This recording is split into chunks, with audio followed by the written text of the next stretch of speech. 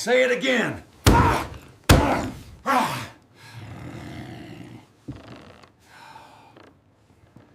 The sheriff slammed the folder down and the sound cracked through the room.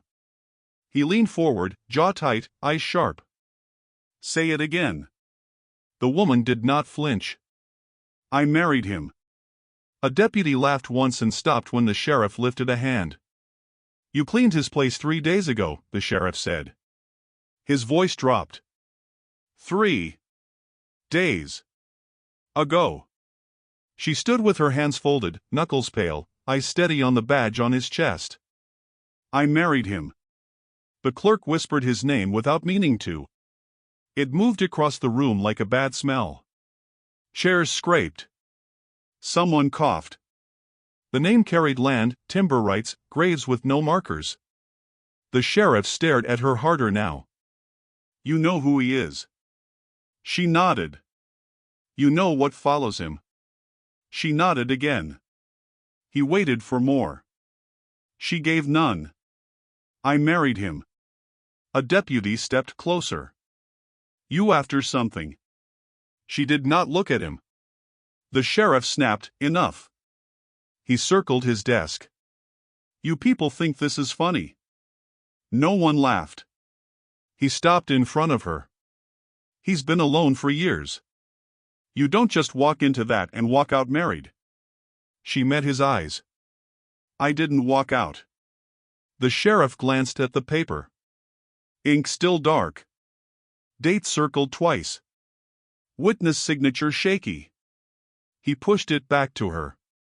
You planning to tell me why? She shook her head. You planning to tell the town? She shrugged once. A murmur rose from the benches. She's after the land. He trapped her. He paid her. The sheriff slammed his palm down. Quiet. The preacher shifted in the back, voice thin. This isn't right. The sheriff shot him a look. Sit down. Another deputy muttered, she won't last a winter. The woman breathed out slow.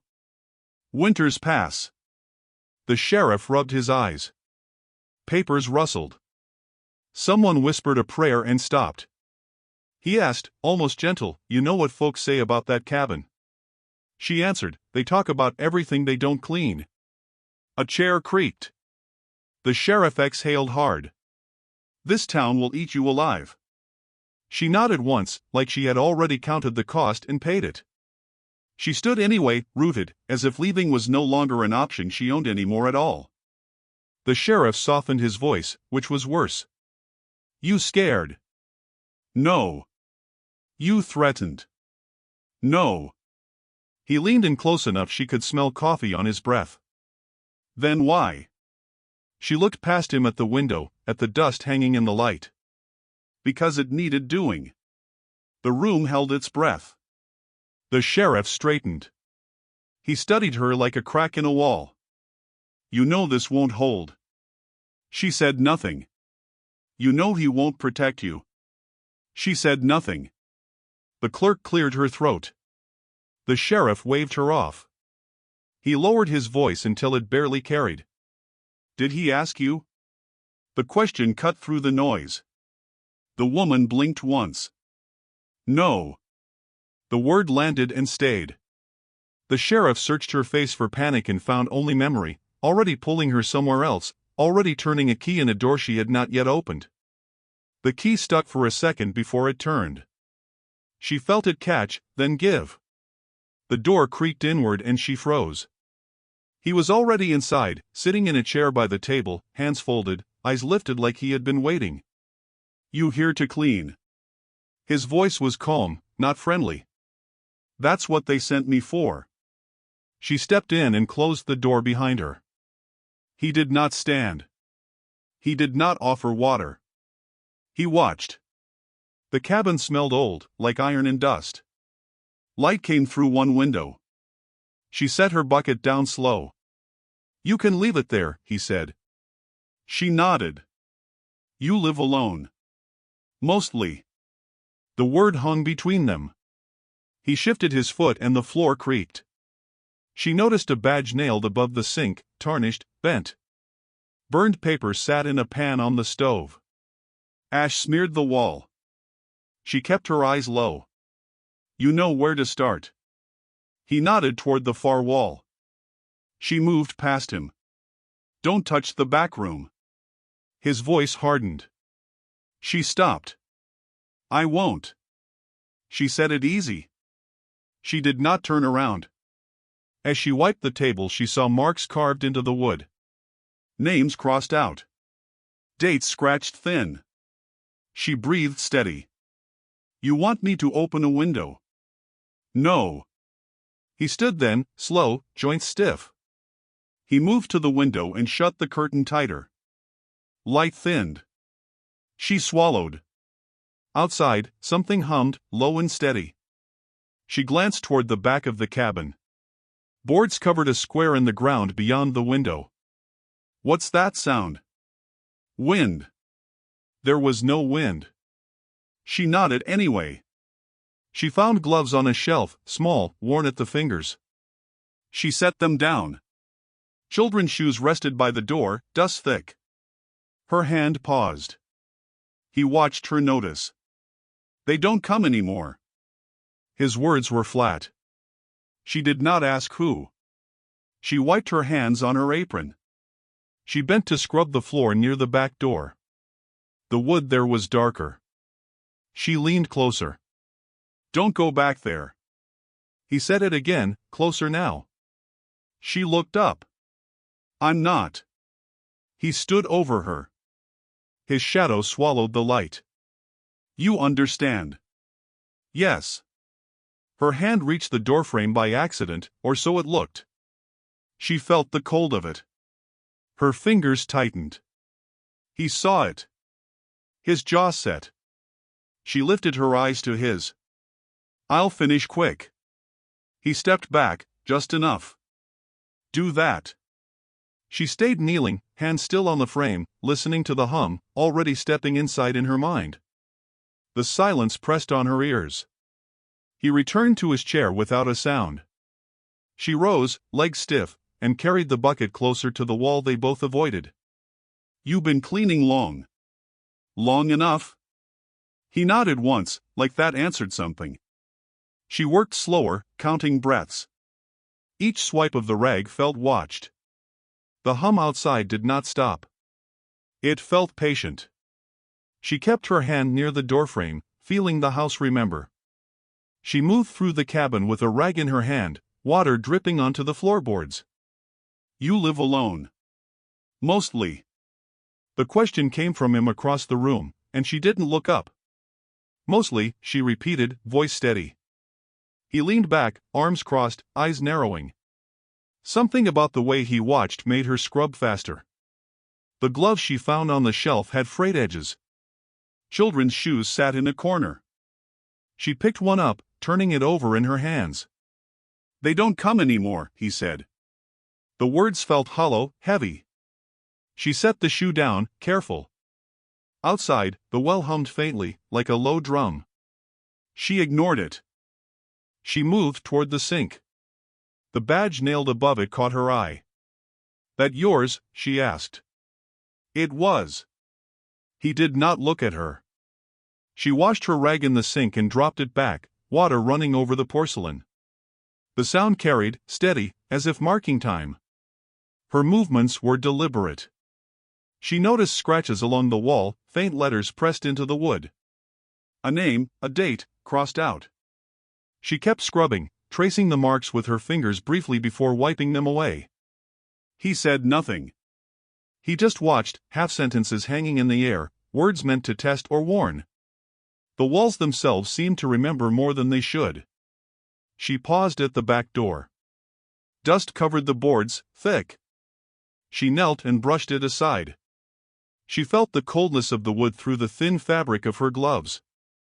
He had told her not to touch the back room. She nodded silently, eyes catching the edge of the doorframe. Inside, faint shadows shifted. She swallowed and moved on. His presence was constant, quiet, but it weighed heavy in the room. You should be careful, she said aloud, almost to herself. He replied simply, "You already are." A broom rested against the corner near the window. She picked it up and started sweeping back and forth. The boards creaked under her movements. Each sound seemed amplified. He shifted in his chair, clearing his throat. The hum from the well outside continued, low, insistent. She glanced toward it, thinking of what might lie beneath, what names were hidden there. The air was stale, heavy with the smell of old wood and ash. She kept her voice steady. It was a rhythm, the sweeping, the water, the hum. Everything moving together. She asked again about the badge, careful, quiet. It was a relic. It was history. It was his. She nodded and continued her work, her hands steady despite the tension pressing in on her from every side. Dust rose from the floor, floating in the sunlight that filtered through the curtained window. She moved closer to the table where papers had been stacked and burned, edges blackened. Something in her stomach twisted. She picked up a small, folded sheet, careful not to let him see. It was a note, faded, words hard to read. She put it down. He said nothing, just a small shift in his chair. She returned to the sink, letting water rinse over the rag again. The hum of the well seemed louder, closer, pulling at something deep inside her memory. She set the rag down, soaked, and looked around. The cabin felt alive in its silence, aware of her movements. She paused, letting the air fill the space, the creaks, the faint hum, the scent of wood smoke and old paper all pressing in together. She moved to the corner, brushing dust from a shelf. Small items lined it, tokens of a life once shared or lost. She lifted a pair of gloves again, examining them. They were worn, delicate. She placed them back with care. He spoke from across the room, voice low. "You're looking too close." She did not answer. The hum of the well persisted, steady, like a heartbeat. She felt it in her chest, slow and insistent. Each movement she made was mirrored by silence, by shadow, by the house itself. The water ran in the sink. Her rag lay there, dripping. She let the sound fill the room, marking the passage of moments she could not yet name. The afternoon waned. Shadows stretched across the floor, reaching for the corners she hadn't cleaned. She knelt again, brushing the boards near the back door. He remained in his chair, watching, saying little. "They don't come anymore," he repeated. She felt a shiver pass, but kept her hands moving. The hum of the well grew slightly louder, a vibration through the boards beneath her knees. She wondered how long it had been quiet before she arrived.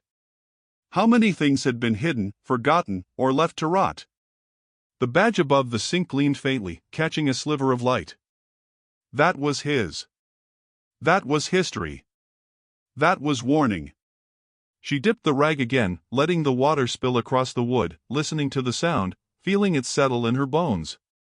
By the time she straightened, the cabin had grown heavier around her. The sun slanted through the window, illuminating dust motes in slow arcs. She set the rag down, letting water drip steadily into the sink. The hum outside had not stopped. She looked toward the back room, then at him. He did not move. His gaze followed her, half attentive, half measuring. She understood then that the house spoke through more than words, through objects, through shadows, through silence. The gloves, the shoes, the badge, the marks on the wall, all of it pressed memory into her chest. She exhaled slowly, steadying herself against the weight of what she had uncovered, and let the water carry the sound of her presence forward. The generator hummed low, then steady, filling the cabin with a mechanical heartbeat. She moved between the shadows of furniture, scrubbing the table again, dipping her rag, listening. "You hear them too?" he asked without looking up, voice quiet, deliberate. "Hear who?" she said, brushing dust from the chair legs. A knock came from somewhere beyond the walls, soft, hollow. She froze. It didn't sound real. He didn't react, only shifted his weight in the chair. "You hear them," he repeated, almost under his breath. She shook her head. "No." The knock came again, slower this time. She swallowed hard. It felt alive. Waiting. The cabin's air was thick, heavy with the smell of old wood, burnt paper, and something faint, coppery. He finally spoke louder, almost conversationally. Women used to come asking questions. She paused mid-scrub, the rag dripping water onto the floor. What happened to them? She asked, voice sharp, eyes on him. They left. His words were flat. She didn't believe him. He knew it. He watched her with eyes that weighed, measuring, waiting, silent accusation in the set of his jaw. You think I'd lie, he said softly, almost a whisper. She said nothing. The shadows moved differently under the low light, folding into the corners like they had a memory of their own. The generator clicked and shifted, a sudden stutter of power, and darkness swallowed the room for a moment. She felt it press in, the silence thick, the walls seeming to inhale. Don't stop, he said, his voice closer now, almost in her ear. She shivered and kept scrubbing. The water ran in the sink, steady, spilling over the rim. She let it mark time. Each drop echoed in the stillness, carrying the hum of the well outside, the low vibration through the floorboards. Something was there beneath it all, a memory or warning, she could not yet place. Her hands moved automatically, following the rhythm of the house, cleaning as if she could erase its secrets with each stroke. The shadows lengthened as the night deepened. She moved toward the backroom door, just a glance, remembering his warning. He said nothing but his presence tightened, heavy and patient. The hum outside grew, insistent. She could feel it in her chest, in her knees pressed to the floor. The well had its own language, a low, steady call. She pressed her palms to the boards, listening. His gaze never left her. The room itself seemed to lean in. You're not afraid, he said. No, she replied, voice steady, though a tremor ran through her fingers. Good, he said. That was all. The air grew colder. She could see her breath in the dim light. Something moved behind the shadows, shifting just enough to make her heart skip. She froze, rag in hand. The knock echoed again, hollow, deliberate, impossible. She swallowed hard. He stood suddenly, silent, stepping toward her, boots soft on the wooden floor. You shouldn't go back there tonight. She nodded. I won't. But she didn't move from where she knelt. He lingered a moment, watching her chest rise and fall, then returned to his chair, settling like a rock.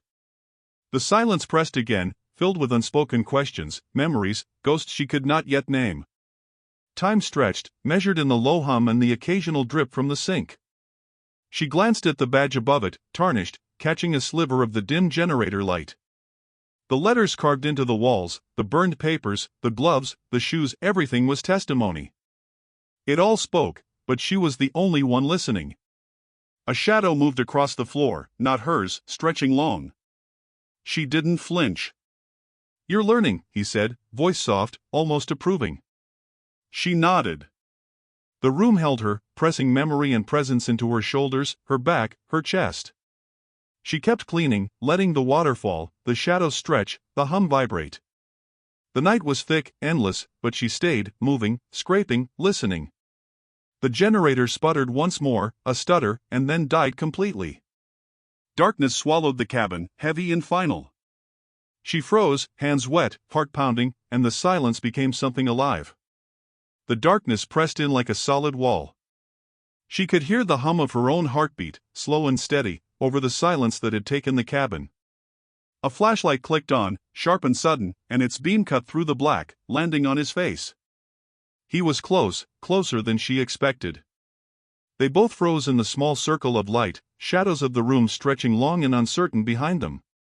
They didn't speak for a moment, just breathing, just waiting. They won't hurt you if you're mine, he said finally. The words were calm, measured, like a fact, not a threat, but it felt both. She laughed once, sharp, brief, a single note that didn't reach the corners of the cabin. Then she stopped. She held the light tighter, fingers steady but tense. Is that a promise or a warning? She asked. Both, he said. The answer was neither comforting nor cruel, just absolute. Silence stretched after that, thick and heavy. She didn't say yes. She didn't leave. She stayed in the circle of light, flashlight shaking slightly in her grip, the walls close, breathing in and out with her. The air smelled of wood and ash, dampness that clung to her skin. He stepped closer, shadow touching hers. "You trust me?" he asked.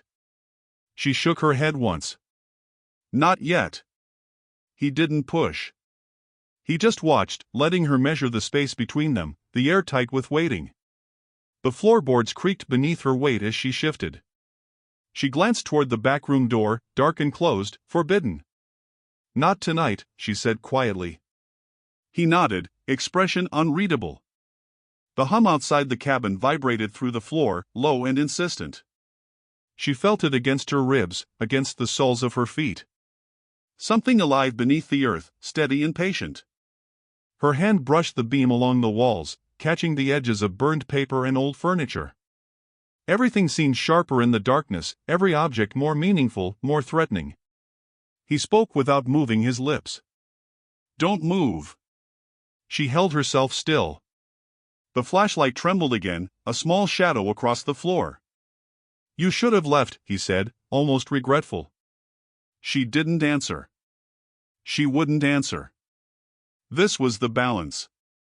The silence carried them both, pressing tight, folding into corners, into the cracks of the walls. A faint draft touched her neck. She flinched, spinning slightly, light sweeping across the cabin again. He tilted his head, watching her. She let it fall back, steadying her grip. "This is the choice," he said. "You stay, you know what you accept." She nodded. "And the offer hangs," she said. "Always," he replied. She took a slow breath, letting the weight of his words settle. Morning was still hours away, and yet, in the darkness, the cabin felt like a living thing, waiting for the next move. She had chosen to stay, for now. The hum outside pulsed in rhythm with her own pulse, slow and relentless. She felt the gravity of it press against her chest, heavy and inevitable. They didn't speak again for a long time. Only the flashlight shifted slightly, hands moving with quiet care. She adjusted it, focusing on the shelves, the burned letters, the small gloves left like memories pressed into the corners. The shadows of the furniture stretched across the floor like silent witnesses. The walls themselves seemed to lean in, holding her in a tight embrace of quiet threat and quiet promise. She could hear the distant scrape of metal outside, maybe the wind, maybe something else. She let it wash over her. She did not flinch. The night deepened. Her breaths were measured, slow. She leaned slightly against the table, keeping the light steady, pointing toward him, toward the space they shared in the dark. The air felt thick, palpable. He studied her silently. "You will see everything eventually," he said softly. She didn't answer, eyes fixed on the shadows that swirled with the flashlight's motion. She stayed. The house held its secrets close. She held her own, breathing steady, listening to the hum, the drip from the sink, the faint shift of old wood settling. She would not leave. Not tonight. Not yet. Morning crept slowly, thin light pressing against the curtained window. She lowered the flashlight. He did not move. The air was still heavy, but lighter, fragile. The night had passed, or at least the portion of it that mattered. She shifted slightly, letting her shoulders relax just a fraction. The hum of the well outside continued, steady and insistent. She let it mark the passage of hours she had survived. The choice had been made. She was still here. She would see the morning. She would see what came next. The morning light slipped through the thin curtains, weak and pale. She stepped out of the cabin, boots crunching against the gravel. The town already knew. Eyes followed her as she walked past the store, past the church, past the rows of wooden houses that leaned close to one another like they were sharing secrets. She heard whispers, voices low but sharp. "She's after the land. He's using her." She ignored them, walking straight, shoulders square, letting the weight of their stares press her forward instead of back. A child peeked from behind a fence, silent, wide-eyed. She nodded once. "Keep moving." She kept moving. The store door creaked behind her. A man muttered something, but she did not hear it fully. She reached the corner, where the sheriff stood waiting, Boots dug into the dirt, hands tucked into his belt. "You know what he is?" he asked. "I know what you are," she said immediately. The words cut sharp, carrying a memory between them neither wanted to name. His eyes narrowed, and he shifted weight from one boot to the other. She didn't wait for him to respond. She walked on, dust curling around her heels. His hand twitched, maybe to grab her, maybe to point, but she didn't glance back. She never did. People came out of doorways as she passed, stopping mid-step to stare. She heard the preacher muttering about sin, about the wrongness of it, but she didn't look. Their murmurs followed her like a persistent wind. She passed benches where men and women sat, nodding to one another, leaning in close to whisper again. She heard, "She's making a mistake. He's lost his mind." The words didn't reach her. She had her own mind. She had her own reason. She had her own path. She kept walking, boots crunching in rhythm with the whispers. The town smelled of smoke, of dirt, of old grief, all pressing into her lungs with each step. At the church steps, an old woman shook her head. Young men crossed themselves. She passed without pause. The sheriff followed for a moment, then fell back. She did not slow. She did not falter. Her footsteps carried her forward, straight back to the cabin that waited at the edge of town, its doors closed, its windows dark but not empty. She reached it, hand brushing the rough wood of the porch rail, feeling the vibration of the boards beneath her fingertips. The cabin hummed softly in welcome or warning, she could not yet tell. Inside, dust motes floated in the thin morning light. She dropped her bag, boots scuffing against the worn floor. The walls felt close, alive, pressing memory into her shoulders, her spine. The badges, the burned letters, the gloves, the shoes, they all seemed to breathe. She set the bucket down with a soft clink. Outside, the well hummed faintly, low and insistent. She placed her hand near it, feeling the vibration through the wood floor. The house was patient. So was she. She would wait. She would see. She would endure. A knock at the door startled her. She froze.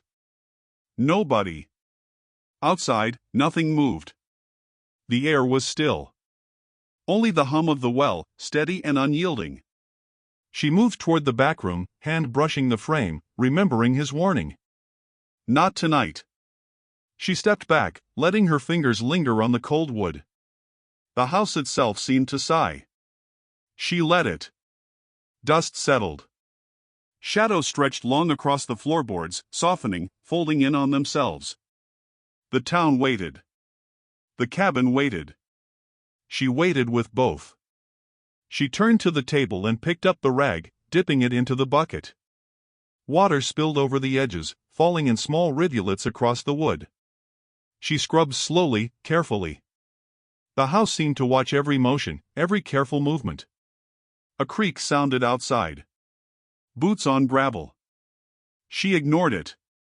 The town's whispers had followed her here, but the cabin's weight was heavier, older, more binding. She breathed in slow, steady, and let the work center her.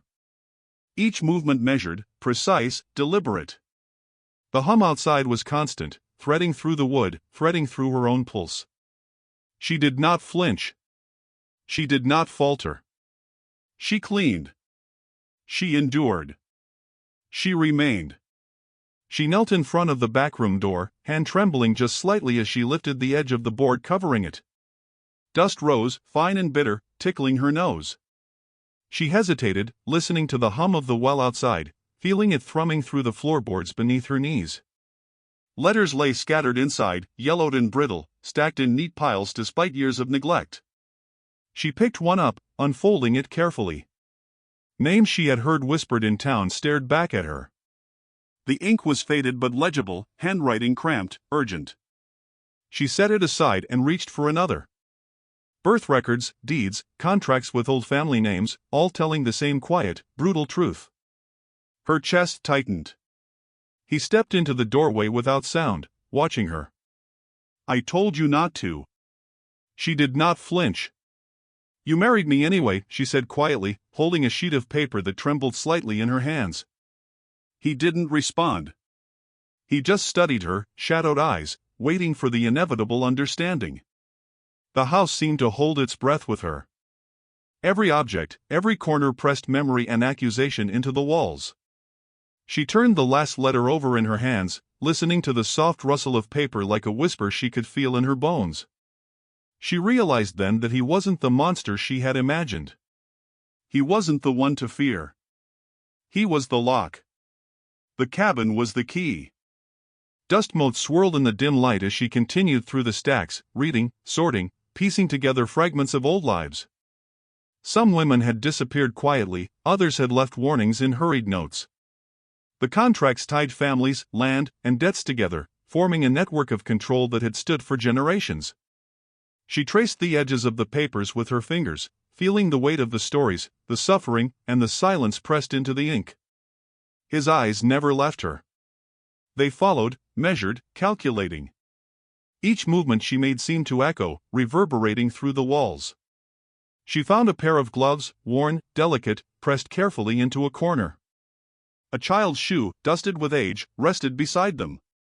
She picked them up, studying them briefly, then returned them gently to their place. He watched silently. Nothing was said, yet the words hung thick between them, heavy and undeniable. She felt the weight of choice pressing on her shoulders, pressing on her heart. The cabin hummed around her, low and insistent, the well vibrating faintly beneath the floor. Every object spoke a story she could now hear, understand, and finally act upon. The silence stretched as she knelt among the letters, letting the understanding settle. She realized the truth she had been chasing all along wasn't outside, in the town, or in the whispers of neighbors. It was here, in the cabin, pressed into the wood, the ash, the paper, the worn objects of past lives. The housekeeper understood now. He had been waiting not for her to leave, but for her to see. Her breath was steady, slow. She laid the letters back, organizing them carefully. Each page a testimony, each name a ghost. The cabin seemed to approve, or perhaps it simply recognized her. She stood slowly, letting the weight of the room sink into her. He moved aside, allowing her passage. She felt a faint relief, like a hand lifted from her chest, but knew it was only partial. The back room had given her the truth, and with it, a burden she would carry. She glanced at him once more. The lock had been found. The monster had been understood. She nodded slightly, not speaking. He nodded back, acknowledging the quiet partnership formed in understanding, in shared memory, in the weight of what the cabin held. She stepped out of the room, letting the door hang open behind her, the rustle of papers and faint hum from the well marking the transition, carrying her forward into what would come next. She sat across from him at the worn wooden table, the morning light slanting through the curtains, cutting lines across dust and ash. Her hands rested on the rough surface, fingers tracing the scratches carved into the wood. "You knew," she said quietly. He did not flinch. "I couldn't stop it." Her chest tightened. Her sister. The report signed by the sheriff. The well that had taken her. The weight of it pressed down like the floorboards themselves. She swallowed hard, keeping her voice low. "I married you to reopen the ground." His eyes narrowed, but he said nothing. He let the words settle between them, thick and heavy as the cabin air. She leaned forward, elbows on the table, feeling the vibration from the hum outside through the floor. "You could have left it buried," she said. He shook his head slowly. "Some things aren't meant to stay buried." The silence stretched, long and tense, and she realized that what she had done was not about him, not about the house, not about power. It was about memory, about reclaiming the truth. She didn't wait for approval. She had chosen the ground, chosen the weight, chosen the work of seeing and remembering. He studied her, hands folded on the table, jaw tight. The room smelled of old wood, ash, and dust, all pressing against her skin. "You've carried this alone," he said. She nodded, letting the words hang without explanation. "I had to," she said. He didn't argue. He didn't need to. She had acted before he could intervene, before the town could decide. The quiet settled again. Outside, the well hummed low, insistent, a reminder of the depths beneath them, the things that waited. She placed her hands flat on the table, feeling the boards beneath her palms. The vibration of memory ran through her fingers. This cabin had always remembered. Always waited. She had only come to see. She spoke again, voice steady, deliberate. "You've been part of this too long, but not the same." He raised his eyes to hers, silent. She leaned back slightly, letting the weight of the room, the papers, the letters, the shadows, all press against her. "I didn't marry you for him. I married you for this. For what has been left undone." He exhaled slowly, settling back into the chair.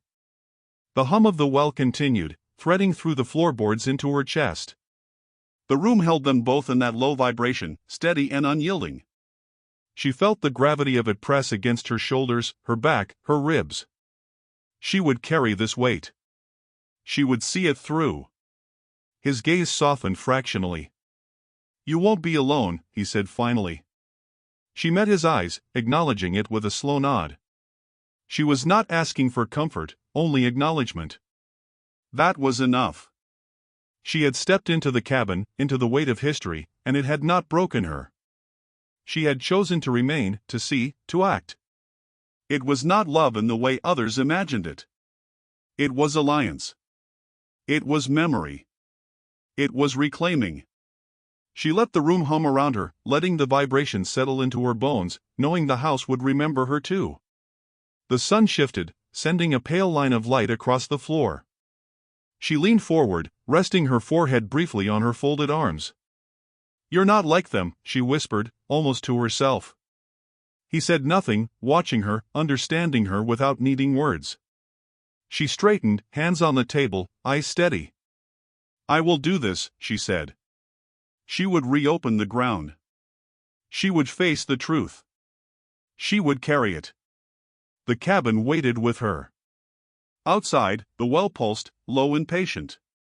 The letters, the papers, the ash, the badges, all witnesses. She breathed in slow, steady, letting the hum, the dust, the weight press against her, anchor her in place. She was ready. He was ready. The cabin had always been ready. He exhaled, hard and low, finally leaning back, chair creaking beneath him. "You've made your choice," he said. She nodded once, slowly. And she had.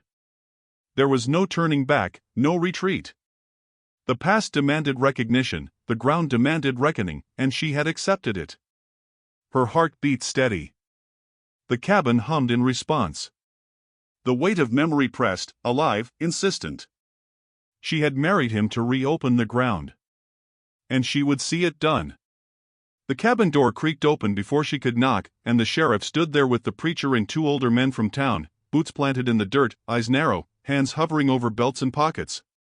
"This ends now," the sheriff said, voice loud enough to rattle the thin walls. She stepped forward first, boots on the wooden porch, shoulders squared. "No. It starts now," she said, voice steady, carrying through the morning air. They froze, unprepared for the defiance. The preacher muttered something, but she ignored him. The older men shifted, uneasy, like predators unsure of their prey. She didn't move backward. She would not. He stepped forward then, calm, handing over a set of keys with deliberate slowness.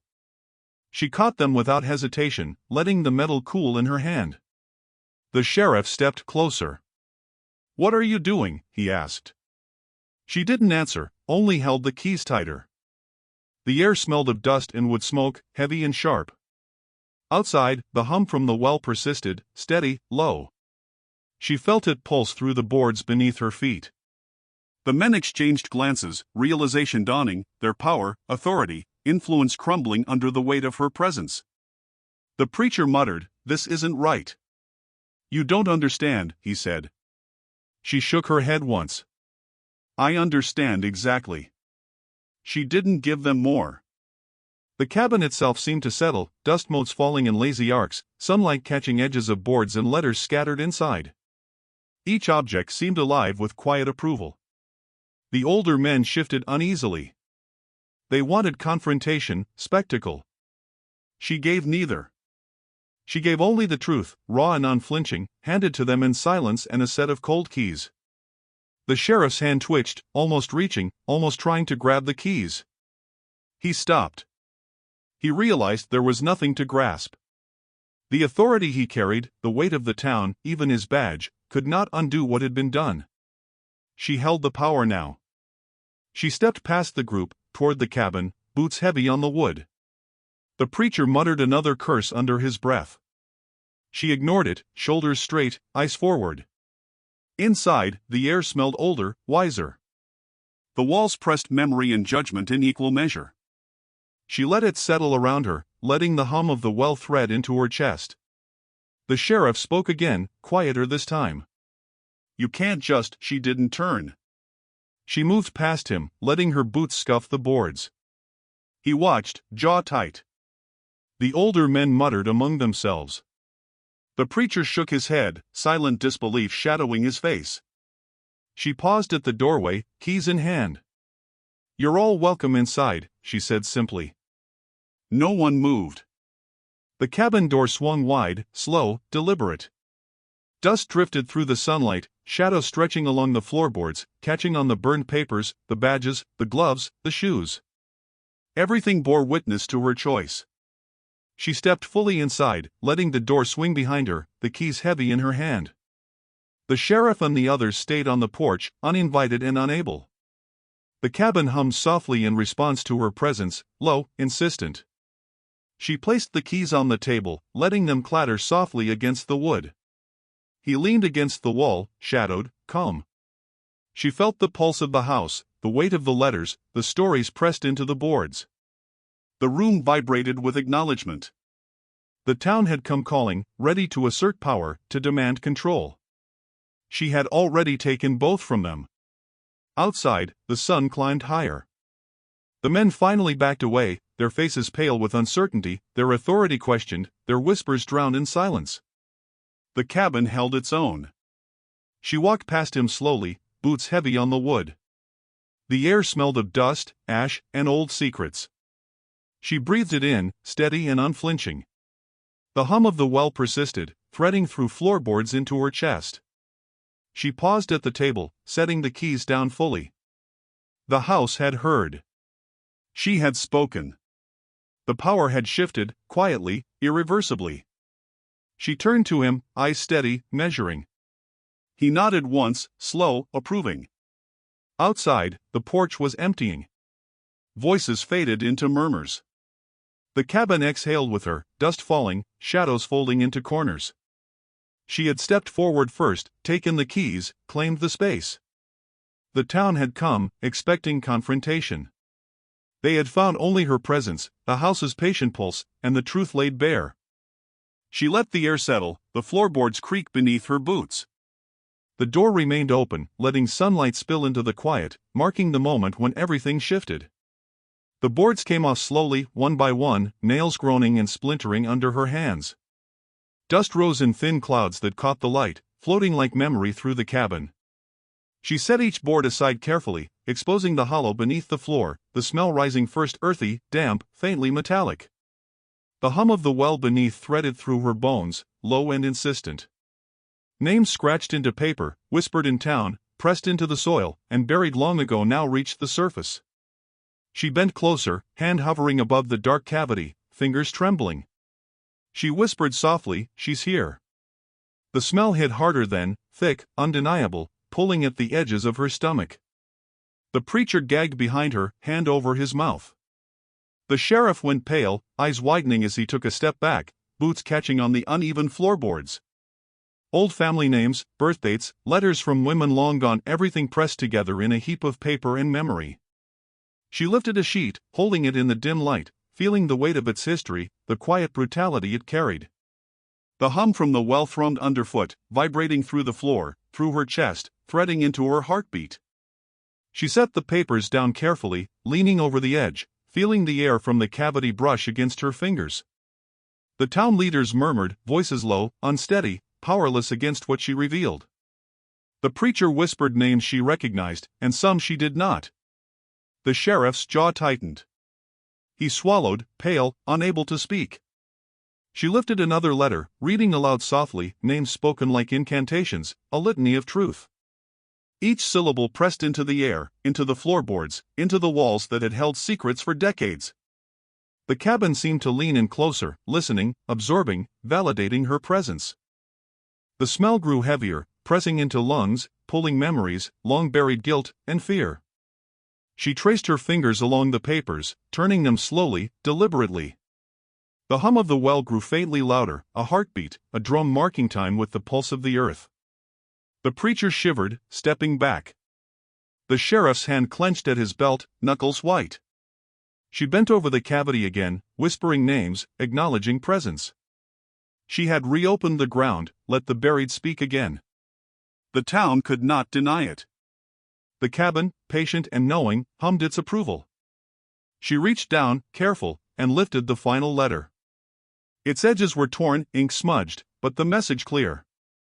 She read it aloud, voice quiet but firm, steady in the weight of truth. The town leaders watched, some pale, some sickened. She laid the letter down on the edge of the cavity, letting it rest above the soil, letting the memory settle into air and wood. She knelt there a moment, breathing slow, letting the hum thread through her body. The ground had spoken. She had listened. Outside, the sun shifted, light spilling across the boards, across dust, across the faces of the town who came to witness. She leaned back on her heels, hand resting on the edge of the cavity. The rope hanging nearby tightened slightly with the weight of the air, the pulse of the earth, the gravity of all she had uncovered. The hum was steady now, insistent, alive in her chest. Names, voices, memories long hidden were dragged into daylight, undeniable. She whispered again, softly, "She's here." The cabin seemed to answer, breathing with her, vibrating with approval and recognition. The well below pulsed gently, a steady heartbeat threading through floorboards, walls, and her own ribs. She stood finally, brushing dust from her sleeves, and looked at the faces behind her, preacher, sheriff, the old families, all unsteady, powerless, witnesses to what could not be undone. The boards were removed, the ground open, the truth undeniable. The cabin had held its secrets long enough. She had reopened them. Outside, light shifted across the porch, across the yard, catching the dust, the debris, the weight of memory. She exhaled, slow, steady, letting the air fill her lungs. She had reclaimed the space, the history, the truth. The ground beneath and the house around her hummed in response, alive, patient, unyielding. The fire started with a single match, small, deliberate, almost ceremonial. She held it close to the stack of papers, contracts, letters, and old deeds that had survived decades of dust and neglect. Smoke curled immediately, thin and acrid, catching in the corners of the cabin. Flames licked the edges, hungrily, consuming ink, signatures, old names. He stood beside her, calm, watching the destruction without hesitation. "Records burn," she whispered, letting the words carry weight. "Old contracts turn to ash," he added softly. The sound of the paper cracking and curling under heat filled the room like applause for justice long delayed. The sheriff's boots scuffed the floor. "Stop," he pleaded, voice tight, throat dry. She didn't look at him. The preacher muttered prayers, crossing himself repeatedly, but the words were swallowed by the roar of flame. She didn't care. "He confesses everything," she heard him say calmly. She nodded, eyes fixed on the fire. He had waited for this moment, perhaps, not as punishment, not as revenge, but as the revelation of truth. Each flicker illuminated the worn walls, the badges, the gloves, the burned letters of women, the small shoes abandoned decades before. Nothing could hide here anymore. She dropped another paper into the blaze. Flames hissed, curling black edges upward, smoke spiraling to the ceiling. The cabin hummed with heat and memory, as if alive and approving, alive and satisfied. The sheriff stepped closer, hand raised, almost desperate. "Don't," he said, voice breaking. She didn't answer. She had long ago decided silence was stronger than debate. Her eyes never left the fire, watching names turn to ash, watching power crumble in the glow. The heat pressed against her skin, searing and sharp, but she welcomed it. Fire doesn't argue. She had learned that long ago. He stood near her, hands folded, expression neutral. The flames reflected in his eyes, steady, unflinching. The air around them was thick, filled with smoke and history. Outside, the hum of the well pulsed faintly, unnoticed by anyone but her. She fed the fire piece by piece, letting the cabin swallow its secrets in tongues of orange and red. The preacher gagged, stepping back, the sheriff's face pale, jaw tight. Witnesses crumbled under the weight of truth and heat. She didn't flinch. She didn't falter. She didn't speak. She let the flames do the work she had come to perform. Ash drifted lazily toward the floor, coating the wood like snow, carrying with it the last remnants of control, of deceit, of fear. He watched, calm, letting her carry the weight of each destruction. No one moved, no one intervened. The fire consumed the old contracts, the badges, the letters, the history of power that had tried to cage her, to cage them both. She breathed steady, letting the cabin fill with heat and smoke and the certainty that justice, however messy, had arrived. She tossed the last of the papers in, letting it burn fully, listening to the crackle and hiss. He exhaled softly, satisfied. The sheriff begged again, voice cracking. She didn't answer. Flames roared, licking at the old wood, pressing heat and light into every corner of the room. She let the fire speak, let it judge, let it cleanse. The cabin hummed in response, alive, approving, witnessing. Smoke curled to the ceiling, twisting around the beams, around the corners, around the quiet that followed. She did not move. She did not speak. She let the flames carry everything away. When the fire finally died, embers glowing red against blackened wood, she stepped back. The cabin was quiet, heavy with ash, alive with the memory of what had been burned. He stood beside her, silent, calm. The sheriff and preacher had retreated, subdued, powerless in the face of what had been done. She exhaled slowly, letting the heat leave her skin, letting the cabin breathe. Flames die, embers glow, she thought, and the weight of all that remained settled into the boards, into the walls, into her own chest. The work was done, the truth unhidden, the past finally measured and released. He sat in the cell quietly, boots scuffed against the concrete floor. The sheriff's hands rested on the bars, tense, gripping the cold metal. "You free now," he said, voice low. "So are you," she replied, standing just outside, fingers brushing the edge of the wooden doorway. Their eyes met through the bars. No argument, no flourish, just the recognition of shared understanding. The cabin behind her seemed heavier, more alive, as if approving the outcome. Dust motes floated in the sunlight, hanging like memory in the air, silent witnesses to the balance that had been struck. The air smelled faintly of ash and wood, remnants from the fire that had devoured the old contracts and letters. She leaned on the doorframe slightly, boots on the rough boards, letting the heat of the day press around her. He didn't speak immediately. His hands rested calmly in his lap, expression unreadable but softened somehow. The sheriff shifted uncomfortably behind him. He wanted a word, a justification, a sense that the law still had sway, but none of it applied here. She had reclaimed the space, and the weight of authority had been rearranged quietly, irreversibly. Outside, the wind shifted through the trees, low and steady. She stepped forward slightly, brushing the edge of the doorway with her palm, grounding herself in the present.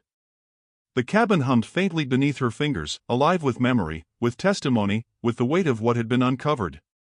The air pressed against her lungs, warm, heavy. She let it settle. His gaze met hers again. "The past is done," he said quietly.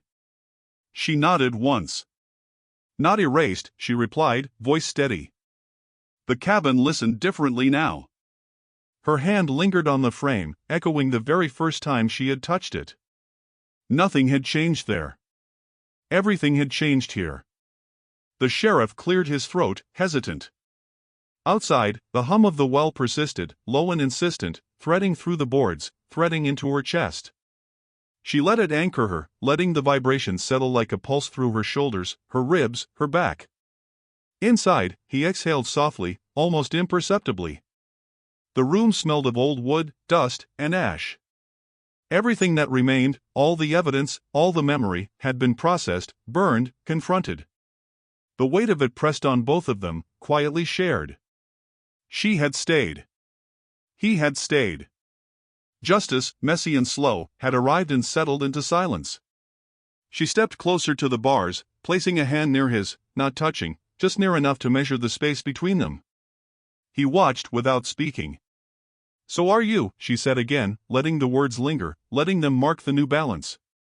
He nodded, acknowledgement clear, silent, and enough.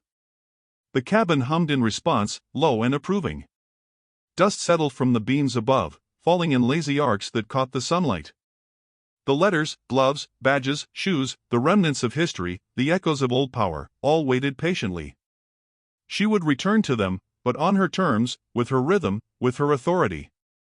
She leaned back against the doorway, eyes sweeping the cabin. Everything remained, but nothing remained the same. He was calm, accepting, contained behind the bars, yet freed in understanding. The sheriff's presence felt small now, insignificant. She had claimed the space, the truth, the story, and the cabin had recognized it. She exhaled slowly, letting the weight of the morning settle in her chest, in her hands, in the lines of her shoulders. The cabin hummed beneath her, steady, patient, alive with memory and acknowledgement. Her hand lingered on the doorframe, just as it had the first time she entered, steady and deliberate. She would remain. She would clean. She would witness. The house had shifted under her claim, and so had she. Nothing would be the same again. Outside, the sun climbed higher, dust motes hanging, sparkling in pale light, settling slowly. The cabin exhaled in silence with her. She did not speak. She did not move. She simply stayed, present, steady, rooted in the weight of everything that had been, everything that remained. She stood in the cabin doorway, the wooden frame firm beneath her palm. The well outside hummed low and steady, threading vibration through the floorboards and into her chest. She took a slow breath. She paused, letting the weight of the word fill the space, the cabin leaning in as if listening. "My name is." She spoke it clearly, aloud, no hesitation this time. It sounded foreign to her own ears and yet inevitable. The cabin seemed to approve, a low hum threading through the walls and boards, acknowledging the presence of a woman who had finally claimed herself. Dust motes floated in the morning light, drifting through shafts of sun that cut across old furniture, burned letters, badges, and gloves resting quietly in their corners. She walked through the cabin, boots scuffing softly against the worn floor. Women had begun to come quietly, unannounced, lingering in doorways, settling in corners, whispering softly. She welcomed them without words. They carried grief, fear, memory, and she offered acknowledgement, a witness, a guide. The cabin held them too, listening patiently, the hum threading through each visitor's spine. She moved among them like a tide, quiet but strong. She knelt to sweep dust from the table, rag in hand, water from the bucket gentle, steady. The motions felt different now, deliberate on her terms, no longer dictated by the weight of fear or caution. She cleaned, watched, listened, letting each movement be her own. The shadows shifted with her, lengthening and folding across the floor. Every surface, every corner, every board seemed to hum approval. The house listened differently now. She was no longer invisible. She was a presence, a force, an acknowledgement, steady and patient. A woman stepped closer, hands trembling slightly, holding a letter from long ago. She took it, fingers brushing the others, and nodded. "You're safe," she whispered. It was enough. The cabin breathed with them, the hum threading beneath floorboards, through walls, through memory and grief. Dust settled again, old light catching remnants of ash and ink, marking the weight of what had been endured. She moved to a shelf, rearranging letters, gloves, papers with calm hands, each action deliberate, a reclamation of order and presence. She paused at the edge of the well, sealing it properly this time, letting the boards press down tight, memory held but restrained. Names, whispers, history, all were acknowledged but not left to roam unchecked. The women watched quietly, some kneeling, some standing, bearing witness. She did not speak more than necessary, letting action carry the weight of authority. The cabin hummed low beneath her, approving, patient, alive. She moved from the well back to the table, rag in hand, sweeping slowly, deliberately, on her own terms. Sunlight shifted through the windows, highlighting small dust particles, edges of old letters, badges that caught the light faintly. Each object seemed alive with memory and testimony. She straightened, looking at the women gathered in quiet corners. They did not approach without her invitation. They whispered softly, telling pieces of their pasts. She listened, letting them speak, offering acknowledgement. The cabin absorbed everything, humming low, patient. She was no longer a visitor in the space. She was the keeper. She paused at the doorway, boots brushing lightly against the floor, hand resting lightly on the frame. Her name hung in the air, spoken aloud, claimed. The cabin seemed to shift, subtle, almost imperceptible, recognizing her presence fully. The women around her leaned in slightly, trust threaded in their gaze. She did not rush. She did not speak more than needed. The house listened differently now. The well hummed quietly beneath the floorboards, threads of memory held steady.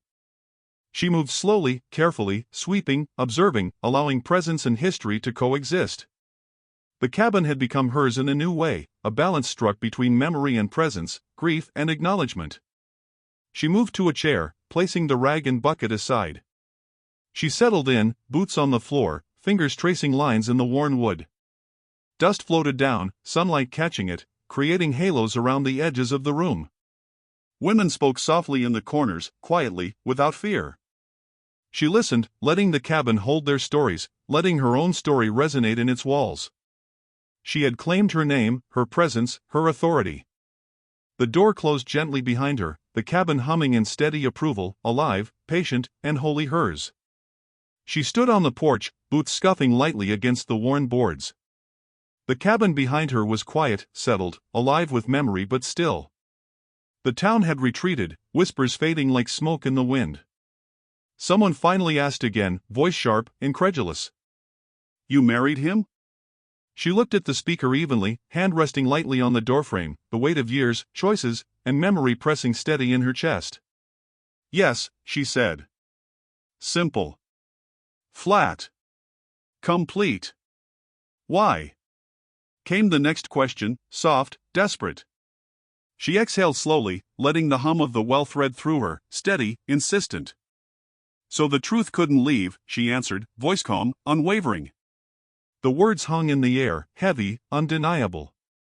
Silence followed, thick, patient, unbroken. Dust floated in the morning light, golden, settling on boards, letters, gloves, badges, small shoes left like echoes of lives once hidden. The cabin seemed to lean into her presence, approving, acknowledging. She did not flinch. She did not retreat. She simply remained. The sheriff stepped forward, hesitant, boots crunching softly on gravel. He opened his mouth, then closed it. Words were useless here. The preacher muttered something under his breath, shaking his head, but no one else moved. The town had come expecting spectacle, confrontation, judgment. Instead, they found her, steady, rooted in presence, unshaken by history, unshaken by authority. She did not speak further. She did not need to. The cabin's walls hummed faintly, low and constant, a pulse threading through the boards, through the floor, into her own ribs. She stepped forward, hand brushing lightly along the edge of the doorframe, tracing memory and strength in one motion. The hum from the well pulsed beneath her feet, steady, insistent. She inhaled slowly, filling her lungs with the cabin's air, its weight, its testimony. Everything she had claimed, all the history unearthed, all the truths spoken, all the power reclaimed, rested in the quiet now. The fire had gone, the letters burned, the back room revealed, and the town reduced to witnesses. She remained. She turned to face the cabin fully, chest square, shoulders relaxed but firm. The housekeeper's name was hers now, spoken aloud, claimed, held in every corner of the walls, in the hum beneath the boards, in the dust drifting through the sunlight. Women came quietly, speaking in soft tones, settling in corners, bringing stories and grief, acknowledging presence. She listened, letting them speak without judgment, without interruption, letting the cabin absorb it all.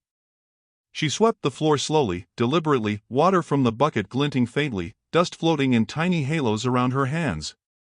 Outside, the sun shifted across the yard, warming boards, casting long, still shadows. The town lingered at a distance, watching, unsure, powerless against the balance she had claimed. She breathed steady, letting the weight of everything, memory, grief, fire, letters, ash, the hum press gently, fully into her chest. The cabin stood, patient, alive, and whole with her presence. She stepped forward slightly, placing her hands on the porch railing, feeling the vibration from the well thread into her palms, into her arms, into her chest. She was steady. She was present. She was whole. Someone whispered her name, almost reverent. She nodded once, barely moving. The cabin responded with a low hum, steady, alive, patient. She would remain. She would witness. She would clean, yes, but on her terms, in her rhythm, fully present, fully claimed. The door closed gently behind her, the hinge soft, deliberate. The cabin exhaled with her, dust drifting lazily in the sunlight, air steady, alive. She did not flinch. She did not retreat. She stood with it. The house stood with her. END